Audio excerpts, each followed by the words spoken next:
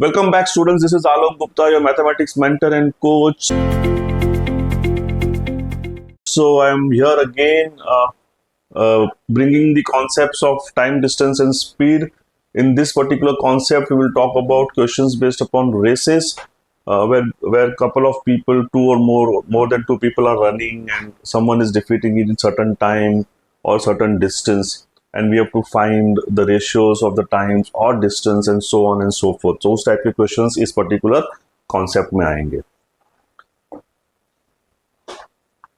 In a race, P beats Q by 200 meters and Q beats R by 400 meters and P beats R by 568 meters. What is the length of the race? So simple example दिया अपने को कि ये suppose full length है race का x metres for example. तो जब P यहां पहुंचता है तो Q उसके पीछे रहता है 200 मीटर से और R P से पीछे रहता है 568. So this is one scenario. Second scenario क्या दिया है कि जब Q यहां पहुंच जाता है तो R उसके 400 मीटर दूरी पे रहता है.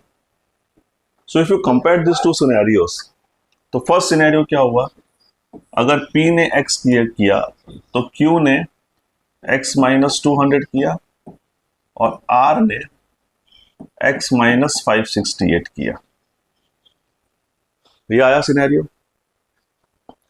और दूसरे सिनेरियो में क्या आया अपने को, जब Q यहां पहुंच जाता है, फॉर एग्जाम्पल लेट्स सी, अगर Q 200 मीटर्स कवर किया, Q ने अगर 200 मीटर्स कवर किया और यहां से यहां पहुंचा तो उसने 200 मीटर्स कवर किया, तो R जो है उससे कितने पीछे है, 400.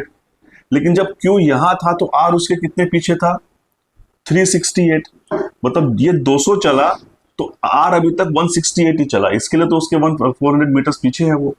विच मीन्स अगर Q 200 चलता है तो R 168 ही चलता है. तो मेरे को ये दो कंपैरिजन मिला है, तो I compare this two figures. इसका मतलब क्या हुआ, x minus 200 upon 200 should be equals to x minus 568 upon 168.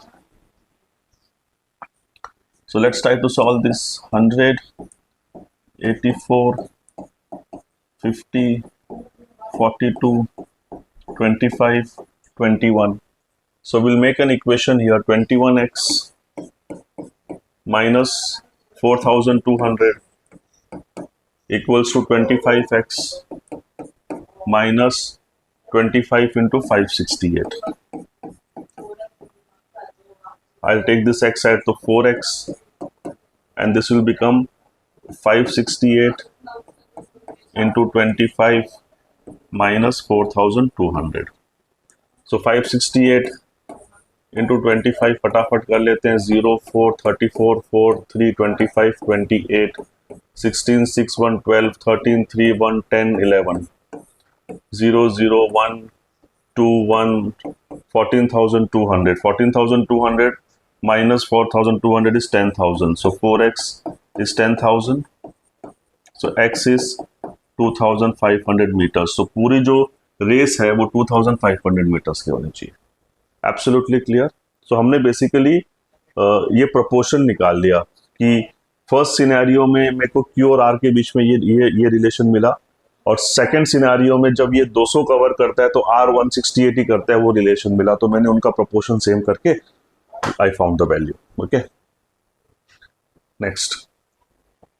In a 1 kilometer race, A beats B by 30 seconds and B beats C by 15 seconds. So the next sum goes like, in a 1 kilometer race, A beats B by 30 seconds and B beats C by 15 seconds. If A beats C by 180 meters, find time taken by A to run 1 kilometer. So we have been given a scenario जहां पर ये पूरा जो race है वो 1 kilometre का है. अब A यहां पहुंचा तो B उससे 30 सेकेंड्स पीछे था और C A से 180 मीटर्स पीछे था. ये सिनेरियो दिया हुआ है. और सेकंड सिनेरियो में क्या बोला है कि जब बी यहाँ पहुंच जाता है तो सी इससे 15 सेकेंड्स की दूरी में रहता है। तो पहले सी यहां था, जो ये डिस्टेंस 180 मीटर्स था। सो 30 सेकेंड्स में बी ने यहां से यहां जब कवर किया तो सी उसके 15 सेकेंड्स बिहाइंड था।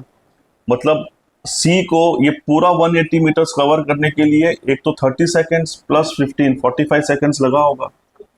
तो 45 सेकेंड सी को लगता है 180 मीटर्स कवर करने के लिए। तो उसको जब यहां से यहां पहुंचा, वो 820 मीटर्स जब कवर किया उसने, जब ए फिनिश कर चुका था रेस, तो उस पर कितना टाइम लगा होगा उसको? 820 अपॉन 180 इंटू 45 4205 सेकेंड्स। मतलब यहां से लेके यहां तक सी 205 सेकेंड्स में पहुंचा। तो एक ऑलरेडी यहां पहुंच चुका था, तब तक फिनिश कर चुका था वो रेस। तो मतलब ए ने पूरा रेस कंप्लीट किया कितने में?